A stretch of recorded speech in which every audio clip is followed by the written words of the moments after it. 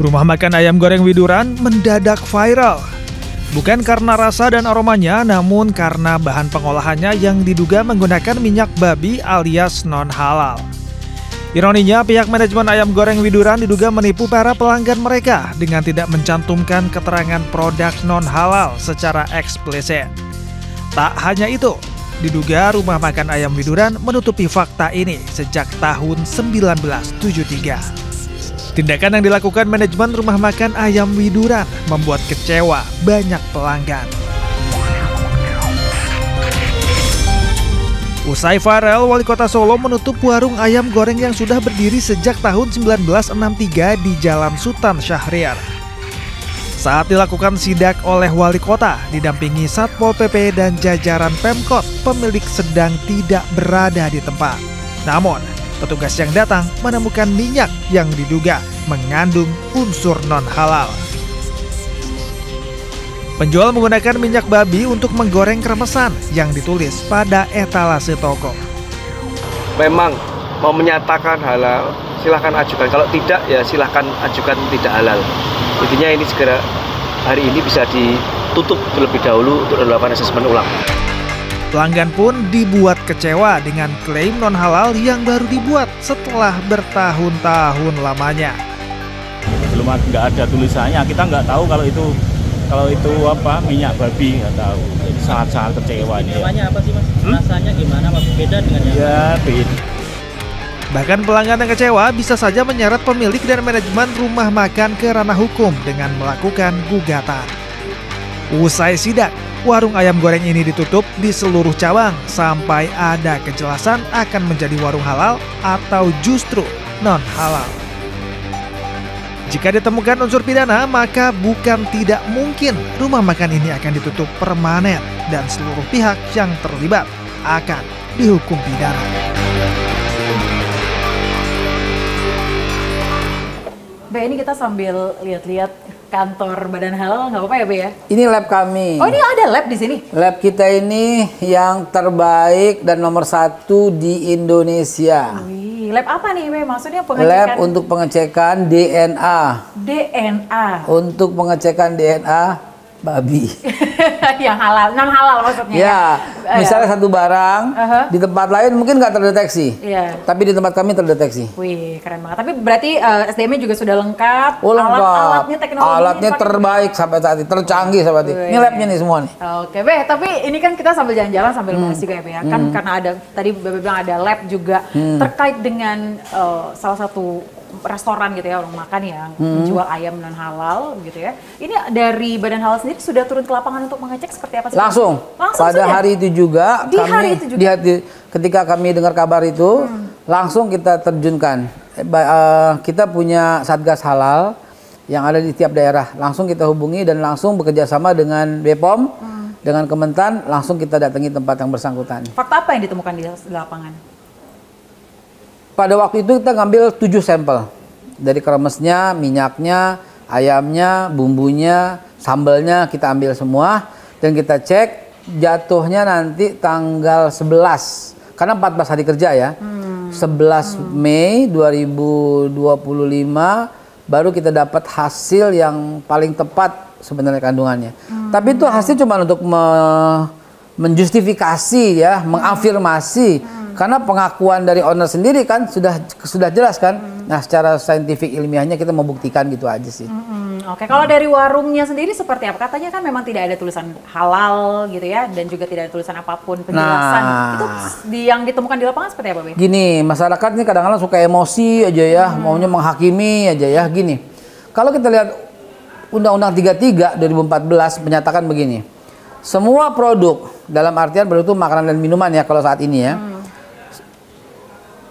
Semua produk yang didistribusikan, diperjualbelikan, diedarkan di wilayah Indonesia wajib bersertifikat halal. Itu ayat 1. Ayat 1, oke. Ayat berikutnya, produk-produk yang dikategorikan tidak halal itu dikecualikan dari kewajiban menggunakan halal itu. Oke. Nah, dulu bagaimana ayat 3-nya? Ayat 3-nya produk-produk yang dikategorikan tidak halal itu wajib diberi keterangan tidak halal. Oh. Non halal, mesti wajib ada keterangan itu. Ini undang-undang loh. Iya, benar.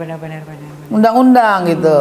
Nah, adapun pelanggarannya itu adalah kalau misalnya dia melakukan pelanggaran itu surat peringatan.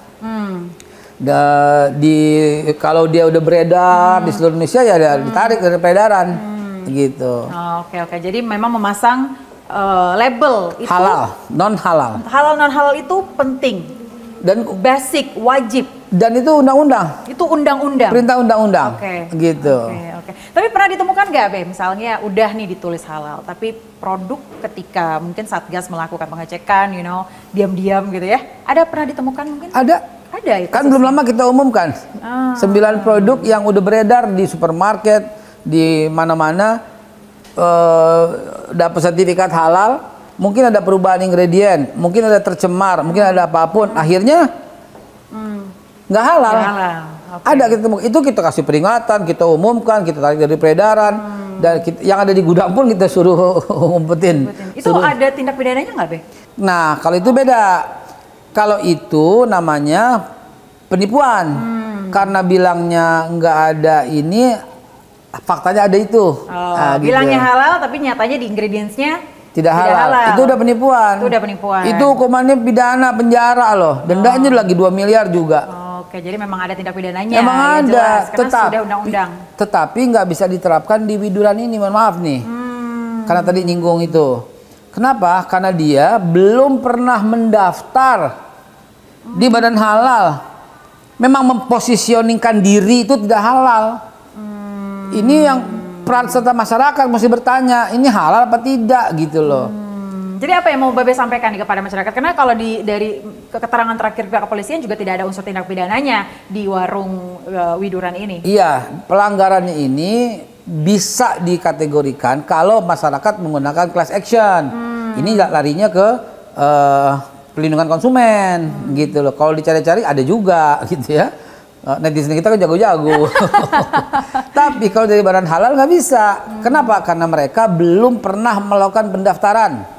Kecuali kalau mereka sudah mendaftar, dapat sertifikat halal, tahu-tahu nggak halal. Itu penipuan, itu kena pidana gitu loh. Dari fenomena ini, Be, ada nggak mungkin pengawasan ke depannya yang mungkin akan dilakukan oleh Badan Halal? Saya bersyukur dengan kasus ini. Langsung kita rapat, langsung kita bikin sebuah pengawasan yang lebih ketat, langsung kita kerahkan satgas-satgas untuk restoran, kafe dan sebagainya. Apa tujuannya? Menciptakan rasa aman, rasa nyaman. Dengan santun kita ingatkan, kalau belum bersertifikat halal, please daftarkan ke BPJPH. Ini undang-undang. Dan hanya satu pendaftaran, hanya di BPJPH. Nggak ada dicalok-calok. Hanya di Badan Halal ya? Hanya di Badan Halal. Nggak ada tempat lain. Nggak ada tempat lain. Yang paling penting nih, Be, banyak kan masyarakat Indonesia gitu ya, yang mungkin ada satu restoran yang sudah cukup terkenal gitu ya. Di satu cabang dia menyatakan non halal, di cabang lain tidak ada nih, tapi atau mengatakan halal. Jadi beda-beda setiap cabang. Nggak apa-apa. Ada banyak masyarakat yang mungkin mementingkan kasus ini. Kalau menurut Babe sendiri seperti apa? Setiap cabang memang punya sertifikat sendiri. Oh, jadi meskipun dia brandnya sama, namun bukan berarti iya, sertifikat halal. Maka itu peran serta masyarakat itu harus aktif banget ya, harus aktif. Jadi kalau mau masuk restoran, pastikan ada logo halal. Itu aja deh. Oke, baik. Ya, baik. Ya kalau mau halal, kalau nggak mau halal ya nggak apa-apa. Beneran serius. Sate babi gitu, mau makan ya silakan, nggak ada yang melarang. Kita Indonesia, gitu kan, kita beragam suku, adat, kebiasaan, nggak apa-apa gitu loh. Cuman yang diminta oleh undang-undang jujur.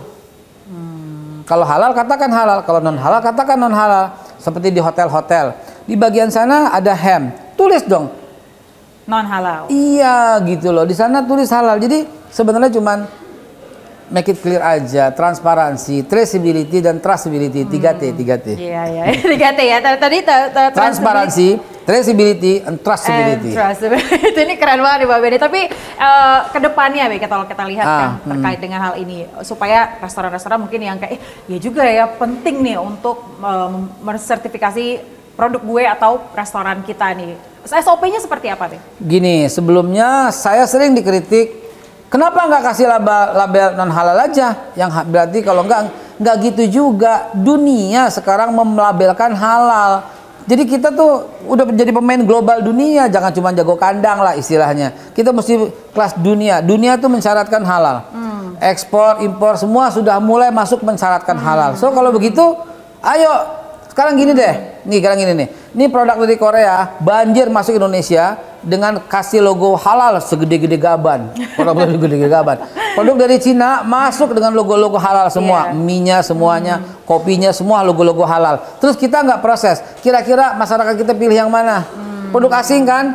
Produk lokal nggak ada yang beli, mati kita. Ya, tapi itu tidak hanya makanan aja, semua produk ya, Be ya. Nantinya 2026 kosmetik sudah, obat sudah, vitamin sudah 2026. Sekarang kita masih makanan dan minuman. Sekali lagi, halal itu berdaya saing untuk meningkatkan nilai jual, nilai tambah. Kalau kita nggak lakukan itu, kita kalah. Maka para UMKM daftarkan supaya Anda bisa berdaya saing dan masyarakat Indonesia memilih produk Anda. Oke, nah Be, untuk pelaku-pelaku atau oknum-oknum yang masih nakal di luar sana, sanksi apa yang dapat? Tadi kan Babe bilang sudah ada rencana ingin membuat satgas yang lebih aktif lagi ya untuk mendeteksi, menambah jumlah satgas. Menambah jumlah satgas lagi. Seperti apa yang ingin dilakukan? Begini, kalau terjadi maka masyarakat bisa mengajukan class action.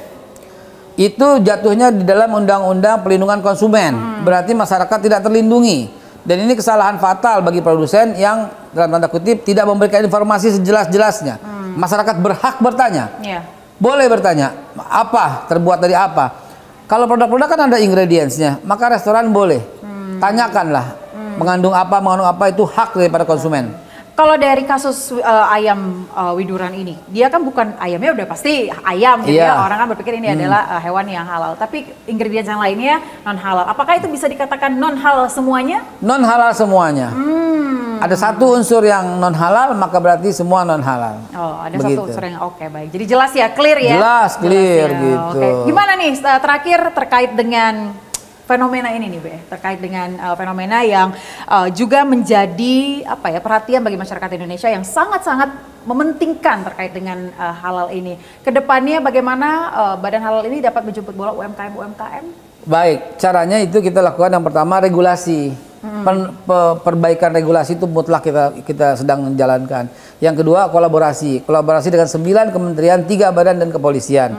Yang ketiga sosialisasi. Kita umumkan, kita sebarkan, termasuk dengan Sindo ini, gitu. Dan terakhir, yang paling kuat dampaknya itu adalah digitalisasi. Oke, digitalisasi ini menjadi macannya kita ini nanti. Macannya kita nanti. 10.000 sertifikat per hari. Kalau nggak pakai digitalisasi, kalau nggak pakai AI, nggak akan terjamin. Tapi akan dipermudah nggak ke depannya? Justru dengan 4 poin ini, regulasi, kolaborasi, sosialisasi dan digitalisasi, kita akan lebih cepat, lebih mudah, lebih murah, asal jangan pakai calo. Karena masih banyak isu katanya masih lama nih proses buat sertifikasi halal. Dalam proses bulan ini nih, April, Mei, saya akui memang agak lama karena sedang dalam proses switching, pemindahan sistem. Baik, Bapak, kita akan bahas berikutnya, gue jamin keren. Tetap di One on One.